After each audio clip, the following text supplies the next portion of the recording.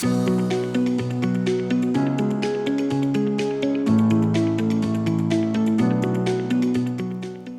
everybody. Welcome to the Leiden University Institute of Political Science talk show about our Masters in Political Science. We have today, first I introduce myself. I'm Daniel Thomas, a professor in the Institute, and I'm very pleased to have with me today two of our students from the International Organization and the International Politics Specialization. From the IO Specialization, Stephanie Evangelista, and next to me, to my right, in the International Politics Specialization, Neha Aggarwal. So this is an opportunity for you to learn some more about the program beyond what we have on the website, of course. You won't be hearing so much from me. You're more interested in what the students have experienced and what they can tell you about the program. So we'll dive straight into the talk show, the welcome. Welcome, Stephanie. Welcome, Neha. Thank you. So my first question is, why did you choose the specializations that you've chosen? So the International Organization and then the International Politics. Why did you choose? Yeah, thank you. So I chose this specialization because in contrast to the International Politics specialization, International Organization actually has two specific classes that are already chosen, contrary because International Politics has the possibility for electives. And these two courses really go into policy making. So one is like the politics of policy making, and the other the politics of, the policy evaluation. And they both were just super helpful because I wanted to get more insight about the way policy is made, but also it was so practical because we were able to, for example, policy evaluation, evaluate policies ourselves on an international level. So I thought that was very cool, and that was a main reason for me choosing this specialization. And I chose international politics because, as she said, that we have the freedom to choose our electives, and that is what I wanted to have for me. And because in my bachelor's as well, I had the freedom to choose the subjects that I wanted to study. And apart from that, the core course that we have in international politics, which is conflict and cooperation, it is a perfect mixture of understanding, how you can understand how cooperation and coordination works and conflict works between different countries and stakeholders. So I was really interested in that, and the choices of electives that I got in this course were really, really interesting. Thank you. I also just want to give our audience a little taste of the diversity of our student body. So can you just briefly introduce yourselves and just where did you come from and how did you end up here? Yeah, so my name is Stephanie Evangelista. I am from South Central Los Angeles. I did my bachelor's at Cal State Fullerton in California. And I actually met my best friend who studies he just finished as well. He studied at Leiden University, and he told me about it, and I did my own research, and I moved here because of it. So it was while being abroad that I met somebody, like a few colleagues and friends that really opened my world to different schools and different places around the world that were possible for me. So that's why I chose Leiden University. Hi, I'm Neha Aggarwal. I am from Delhi, India, and I chose to study at Leiden University because, as we all know, it's one of the oldest and one of the best universities in the world for political science. And it has really good options of different courses that you can opt for. So it did really give me a lot of choices, and it was always my top choice. Thanks very much. So you've already talked a little bit about why you chose the specialization. Can you talk a little bit about the core course? Because each of our specializations has a core course. Tell us about the core in the two programs. So the core for international organization is the dynamics of international organization. I stress that because it's not organizations. We don't look at international organizations without the S. We do look at the way that the world is governed, the way it's organized. So we look at these states, transnational actors, and how these norms and former organizations are developed. And it was very interesting because we got a lot of really insightful conversations. And I know because Daniel was our professor, it was a very great course, and we really did touch upon a lot of theories, but also their implications today. So I really loved the course as well. Thank you. Yeah. And the course that we have in international politics is conflict and cooperation, as I've already discussed a little about it. Conflict and cooperation talks about it goes by the name conflict and cooperation between different countries, between different organizations, and how the world order is affected by it, and how the countries can look into what actually leads to wars, and how the wars can be not necessarily prevented but can be avoided. So that is the core course that we have, and it deals with, interestingly, it deals with different theorists and authors, and it's really interesting. And so, yeah. There's that. So you've already heard each of our specializations has a core course. Beyond that, the IO specialization is distinguished by having a fixed curriculum.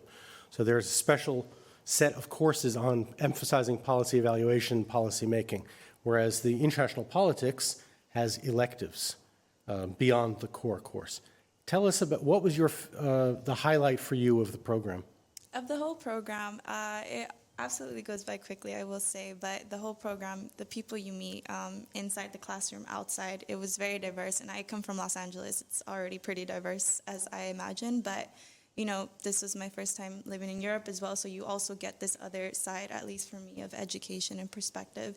So seeing how diverse the students were, the professors were, the support that the university provides, it was very helpful for me. And it really did just open a lot of questions and, curiosities that I had. So it was very nice. I would say the dialogue itself was it was a highlight. I agree with Stephanie, and I would like to add on to it that apart from that, the professors that we had were incredible. They were super helpful, and as a student of international politics, as I said, I had a choice of choosing through electives. So the diverse courses that I had an option of choosing from really helped me and was really the highlight, and because it also helped me in understanding my interest areas. So I would say that different courses that I could choose from was also one of the highlights, because it really shaped me and shaped my view of politics in a certain way. Okay. But our students work hard. So tell us, what was the most challenging part of the whole thing?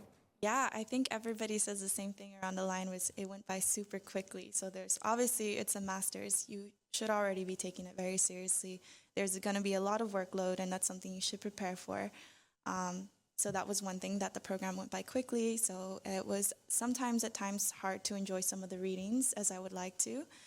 And personally for me, which it was maybe the research aspect, I didn't have too much of a research background prior to coming to Leiden University.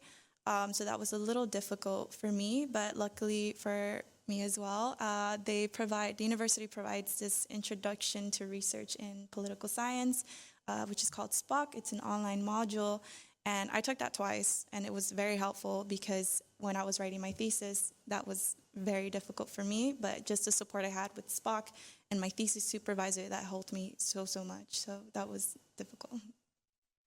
I agree again.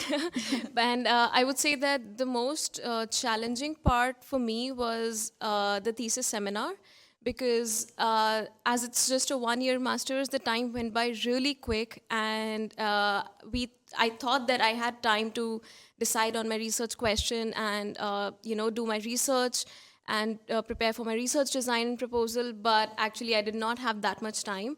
So that was the most challenging part, but along with with the help of my friends and my supervisor, it was really convenient. It became really convenient for me to plan the whole thing and get through it. Thanks. So we have Stephanie coming from Los Angeles and Neha coming from Delhi. Tell us, how does this one-year master's differ from your bachelor's experience? Yes, so my bachelor's, personally, they did not require me to do a thesis. So I did not have these refined research skills compared to maybe some other students that studied in different other countries that did have this background. They were already introduced to, these methods in qualitative research or quantitative, and this was all new to me. But like I said, it really did help for me to have the resources and the support I did, ranging from the online modules to a supportive thesis supervisor to even a support in, my study advisor. So that was super helpful, and I did not feel left out in that case. So it was very different in the sense that I personally did not have these research skills, but I can say now that I have them and they're much more developed than before. So for me, my bachelor's was social sciences. So it had all subjects like history, sociology, political science, and psychology. So how my bachelor's was different from my master's was that it was a one step ahead from my bachelor's and diving deeper into political science, particularly international politics. And so even in the political science modules in my bachelor's, they were more focused on the South Asian politics and Indian politics. So I got a more holistic view of the world politics and international politics in my degree, in this degree. And apart from that, yes, I also did not have a thesis seminar in my bachelor's. So it was a bit tricky for me to understand how this works. But I would say that after the end of this course, I'm much more ahead and much more educated in research designs and how research works.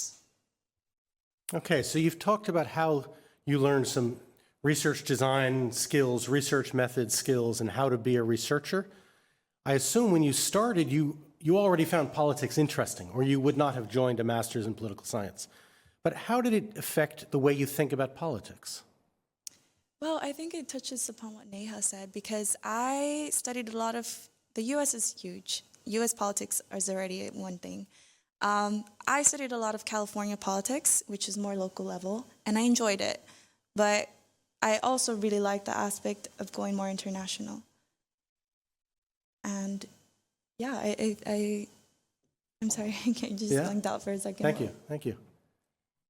Yes, so the way that I think about politics has become more inclusive and more accommodative for me after doing this course, this degree. Because as I said that before in my bachelor's, I only knew about Indian politics or South Asian politics, for instance. But reading through European politics and Western politics really did make me understand how certain things work in the entire world. I would say not just in Indian politics or European, but like certain foundations, certain theories that have been laid down before, and how they are, driving the force through until now. So that has helped me understand the world politics in a holistic manner. Okay, thank you. And then the question that I guess many people in our audience are asking themselves, what comes next?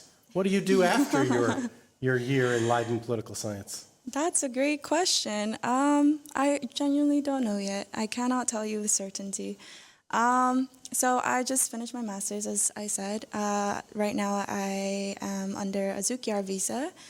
For me, if you didn't know, just in case, when you are non-EU, you can apply for this Zukiar visa, which allows for you to stay in the country another year. I would love to start my career here, and I'm interested in so many things, but I cannot tell you what specifically like this comes after, because I'm really open-minded to a lot of things that might happen. For the non-Dutch members of the audience, Zoekjaar means the literally search year, or a year to look for employment after you finished your degree here.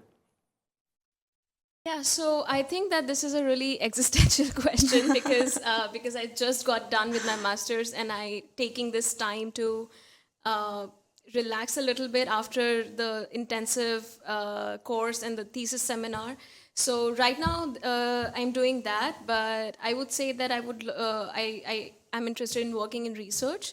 So all the research opportunities that that might come my way, I would love to work in that.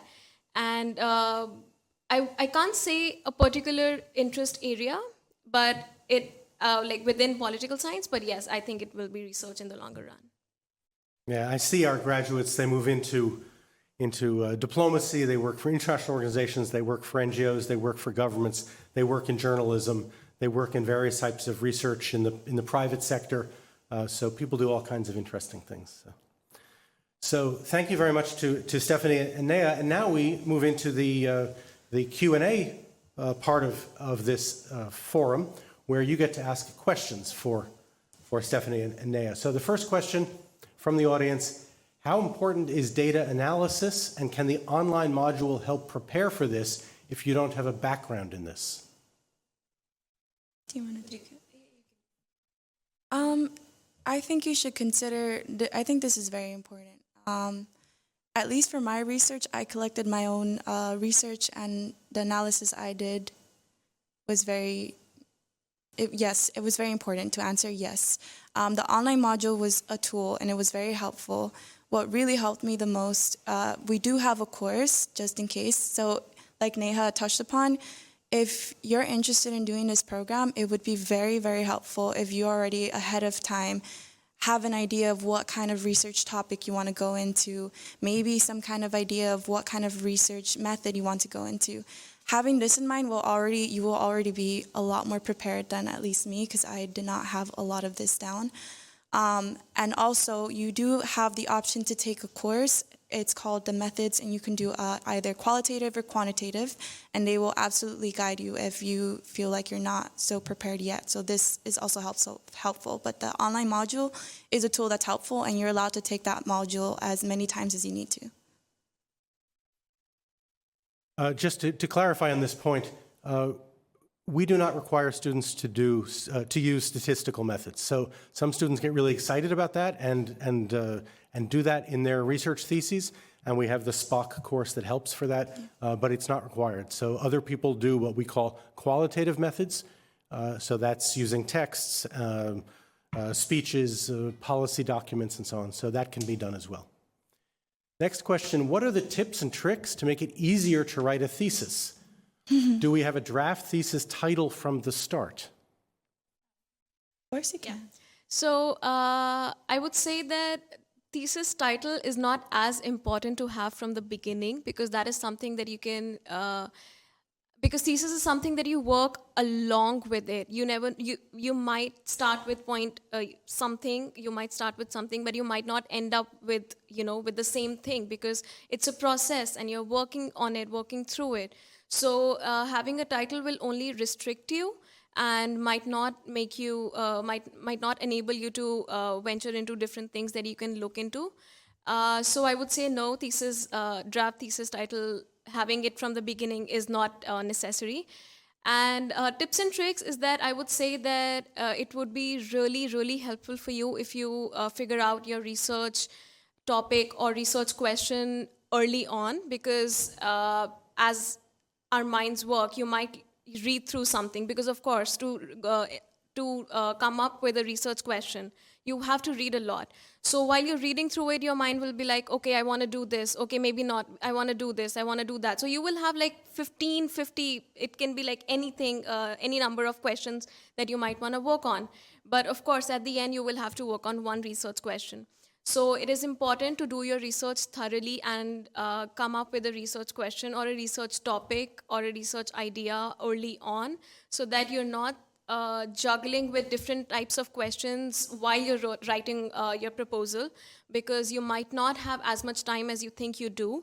And having something concrete right before will be really, really helpful for you. And always keeping your supervisor in loop will be super helpful for you, because of course they are there to help you and guide you through your obstacles. And if you try to hide anything from them, it's only going to be a problem for you. So, yeah. So as Neha said, the key is to be curious, because we have these each specialization has a core seminar, and one of the functions of the core seminar is to expose you to lots of different ideas and arguments. And if you're curious about the world, you take the core seminar, you will see topics that you want to pursue. Before we move on, since Neha just referred to having people there to guide you, I'd like to bring up my colleague Ester Blom, who is one of our study advisors. And the study advisors play a crucial role in our program because the students have access to the classroom instructors, but also to the study advisors who provide essential support for all kinds of personal questions and challenges as you're navigating through the program. So thank you for joining us, Thanks Ester. for introduction, and then, and thanks for joining the panel.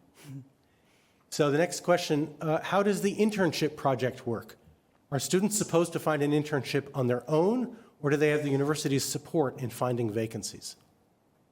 I think Esther might be able to answer this. I Good timing, personally did not have any I did not go this route. I don't know if Neha did. But I know Esther explained it pretty well once to me. Okay, so Esther, please. There we go. Well, yeah, the internship project is a very interesting part of the program that could be done by students, either doing a thesis or combining the thesis with an internship project. However, the internship project needs to be a research-based internship project because you will be collecting information for your thesis. So it is something that students do on their own, indeed, find on their own. There's some guidance, but in the end, it's going to be your project. So you're going to have to find something suitable. But of course, just as Dan introduced, there are enough people around you that can support you with all kinds of things. We have a career service, we have a study advisor, and there's somebody who coordinates the thesis project, so the internship thesis project. So if you're interested, then this is something that needs to be discussed from the beginning of your studies, but there's enough time to prepare that. So all students have the choice to either write a thesis which is a pure research thesis, which is what most students do, or to do an internship which then informs the thesis. So it's a research-oriented internship. So that's a choice. How does the MA Political Science IO and IP differ from the Master in Public Administration, like International and European Governance? Just a small correction. So our degree is an MSc, is a Master of Science, not a Master of Arts.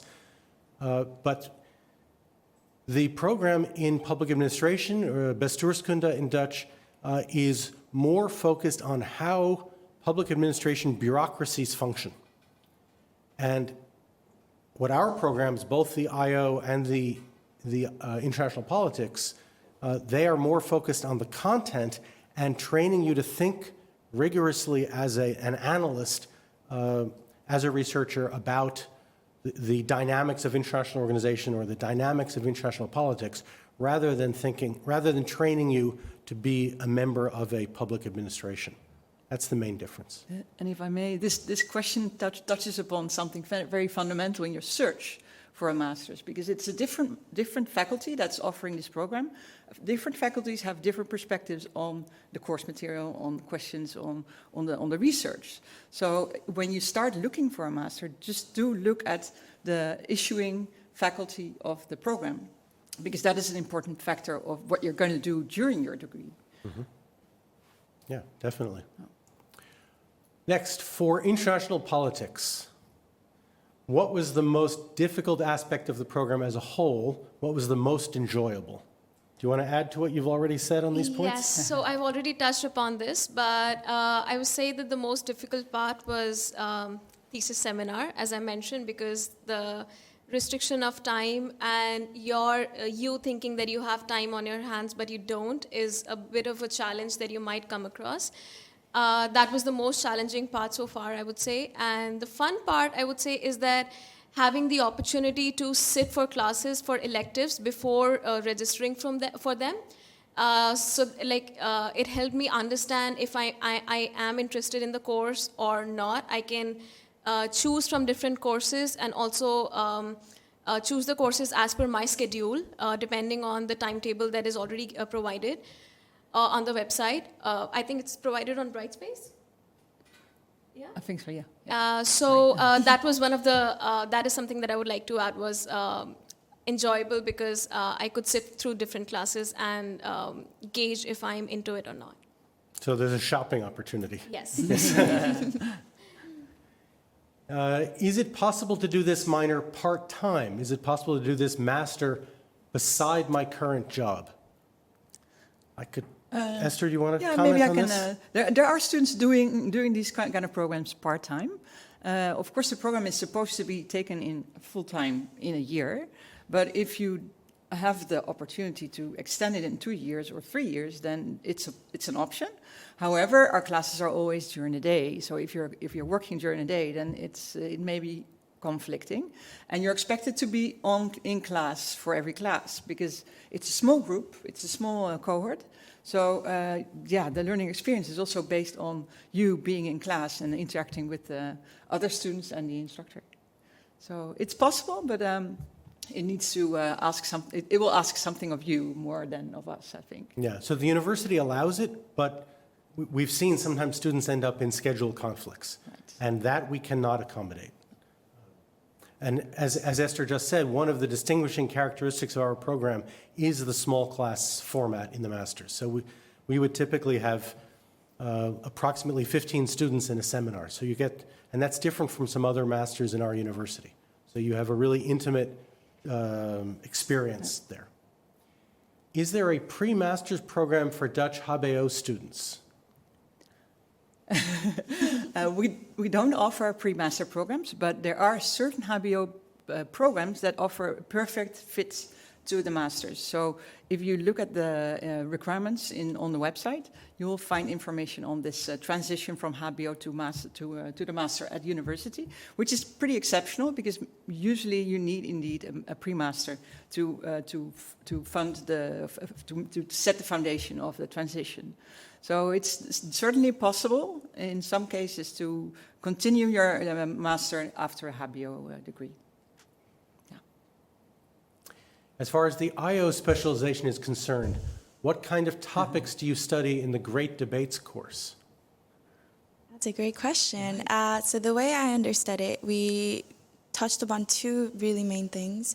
The first one being we read a book, Peter Meyer book, and it was The Hollowing Out of Democracy. So we talked a lot about democracy and what it was. It was really, that course was really great because it was really discussion-based. As Esther already mentioned, these courses, these classes, they're really small. So you really get a lot of insight from everybody on what they think about certain topics, and it's really nice. And then we also touched about the liberal world order, whether it's ending, whether it's not, or what happened, you know. So it's very, very interesting to really talk about this. But that's from what I can remember from the syllabus. We talked about those two really big topics. Yeah, so those are two core books, one by an Irish political scientist, one by an Indian political scientist, that have really sparked a lot of debate globally about, on the one hand, the future of democracy, and on the second one, the future of international order. So that course is organized around these texts and the debates that have been sparked by those two texts. How would you say this master's differs from the international relations master's? So that's, I guess, a reference to the international relations master's in our university, which is offered, interestingly, by the Institute of History. So that program is based in a history department or an Institute of History. There are a lot of political scientists who teach there, but it is more of a humanities-based degree. So you don't have the very strong emphasis that we put on rigorous research design and actually becoming not only a consumer of knowledge, which is what you do in your bachelor's, you're a consumer of knowledge. We train people to become producers of knowledge. And a master's thesis is the first time that you get the experience of being a producer of knowledge. And for that, we really emphasize, as we were saying, the research design, research methods training. And that the IR Masters does not have so much. Yeah, and that's probably also something that we just referred to. It's a different faculty, so different approach. And in your research, just make sure that you know what the background is. The titles of programs may sound very familiar, very, very similar, but the content will be completely different. So it's important to take a look at this information as well. Right. So that program is in the humanities. We are in the social sciences, Right. and the public administration degree is in the faculty of governance. So yeah, slightly different orientations. Is there a numerous fixes for students starting in February? We have numerous fixes in the bachelor program, but not in a master program. So if you apply and if you're eligible for the program, you will get a chance to start in February. And we have a start date in February and September. So that's also something that we probably didn't address yet. There's 2 start dates per year. So if you can't make it for September, you can always start in February and do a 2-semester program at a different timing. Yeah, so both options are available. The courses are the same, but if you start in February, which is maybe maybe a quarter of our students start in February. The sequence of courses is, I would say, suboptimal. It's not, it's the ideal sequence of courses is for the September starters. But a good number do start in February, and they do succeed. How are the job opportunities? Well, the two of you are just finishing your degree now. Yeah, we just finished our degree, like Neha said. Right now, graduation is next week. So we are still looking. We're doing what we can, staying open-minded. But luckily for us, we do have the Career Service Center, which has been very helpful. They do CV checks, LinkedIn checks, so that's been very helpful. But it really is depending on what you're looking for and what you're looking to get out of the city or wherever you decide to study. I don't know if you would like to add anything to this? Yes, I would like to add that Leiden University has alumni mentor network that after finishing your degree you can join, and you can seek for help through people who have already graduated and are working in different fields. So depending on what you are interested in and what you want to work into, you can definitely take advantage of the alumni mentor network. And of course, there is a job market which is local, which is around Leiden and The Hague and so forth. And there are a lot of interesting organizations there. But our students, because they come from all over the world, many of them return to all over the world. So then they are returning to their local, national job markets. Can you combine this master's with another one and do them simultaneously? That's a little bit tricky.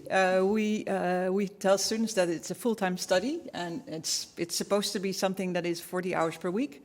So the same will go for other programs. So what students do is do two master programs, but then they take part of the first one and then the second one partly, and then combine it throughout 2 years instead of 1 year. But in 1 year, I don't remember in the past years that I've worked here that anybody managed to do this successfully. So just take your time, and if you have the time, just make it 2 years or 3 years to combine two masters. Yeah. And there, I make the same point again about the schedule conflicts. Yeah. Because our program assumes full-time enrollment, but we allow part-time or double masters, but we cannot accommodate course conflicts. So if you're signed up in two programs and two of the core courses conflict, there we cannot help you. So that's the juggling act that people face. Knowing now what you do about your chosen programs, what's the best advice for someone starting out? Yes, another great question. Best advice, I would really emphasize knowing your research, at least knowing your topic, or trying to get some questions in your head, or just thinking about this ahead of time, because it'll be super, super helpful. If you have to take Spock, doing that before the semester starts, because then if you don't do it before the semester starts, then you're kind of conflicted because you're taking your core courses or whatever courses you're taking, and then also an online module, and you're not really going to probably not digest everything that you're learning. But for sure, I would emphasize, keep this in mind. The earlier you can prepare the possible, then that would be amazing. Can I add on to that? Of course. So I would say that stay curious, because that helps in taking in a lot of new information and knowledge as much as you can from your peers and also your professors. And take part in class discussions as much as you can, because that helps in having a better understanding of political dynamic, and that will help you form your opinions about the ongoing political scenario, or if not form, then understand the different perspectives of your peers and also your professors. So Stephanie has referred a couple of times to the Spock. So Spock was a character in Star Trek, but in this case, Spock is a small, personalized online course, SPOC, and that's what a Spock is. So that's a course that we've designed. It's online. You experience that online, and you can always go back to it and join it again later if you want just a refresher on some piece of it. What are the most common career paths that students pursue after completing this master's program? So, as I said, I mean, we have people who go into government, international organizations, NGOs, journalism, research in the private sector, research in the public sector, and then people go and work in other types of jobs in the private sector, where understanding the political context and political institutions, local, national, international, is really useful. So, it's really a wide range of courses. So we are not training you to be a plumber who can fix a toilet. We're giving you a bunch of skills and a bunch of knowledge, and that opens many different doors for you. This participant asks, thank you for your first response. What block does one begin with when starting in February? Is the master's thesis still at the end of the studies then?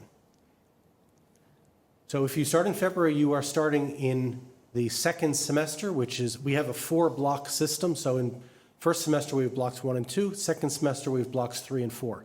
So if you start in February, you are starting in block 3. But the master's thesis is still at the end of the experience. Don't worry. Yeah.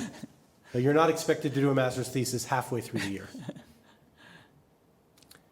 Concerning the admission requirements, what are the criteria to evaluate the 80 ECTS needed in political science subjects?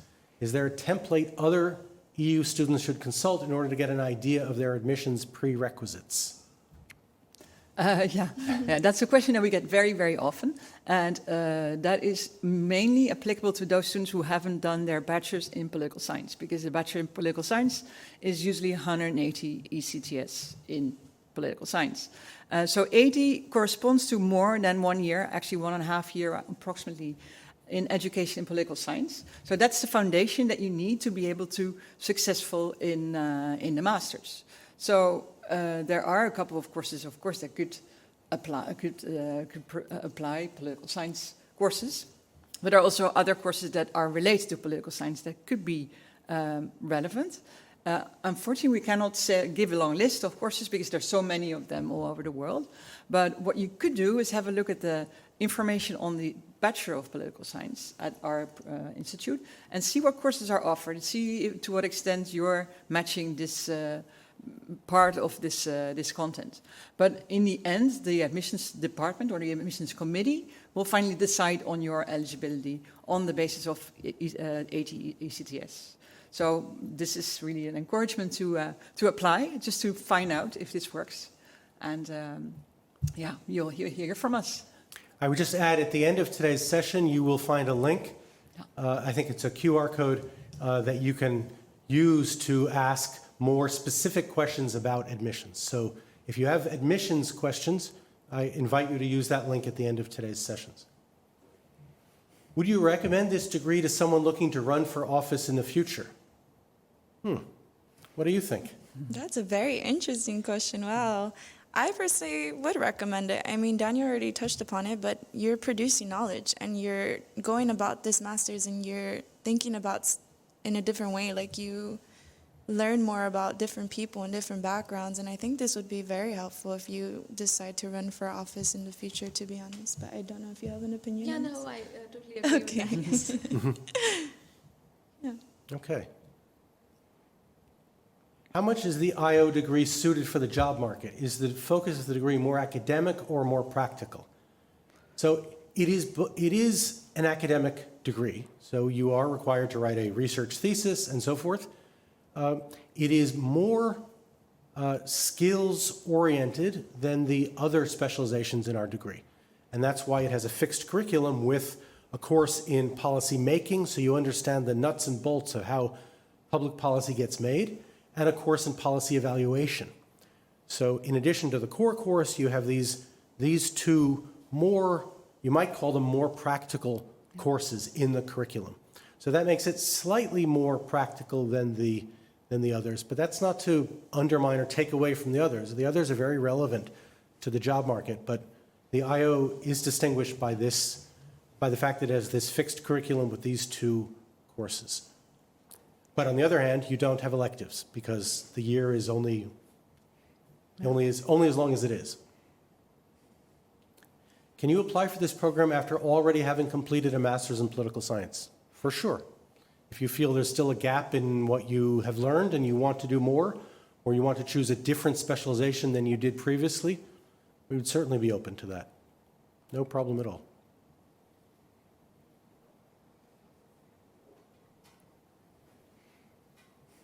What's the difference with International and European Governance Master? I think I've already covered that, so it's offered in a different faculty, slightly different focus. But in the interest of time, I think we'll go on to some other questions, since we've covered that already.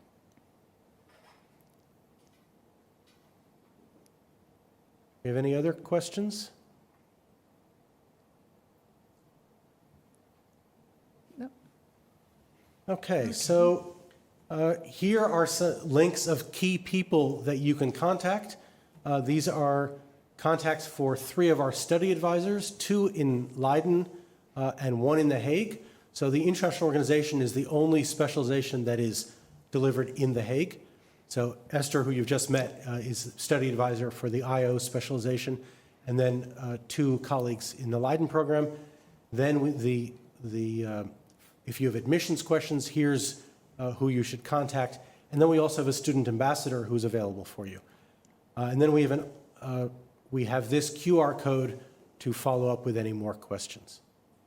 So thank you very much for joining us today, and I hope to see you here at Leiden.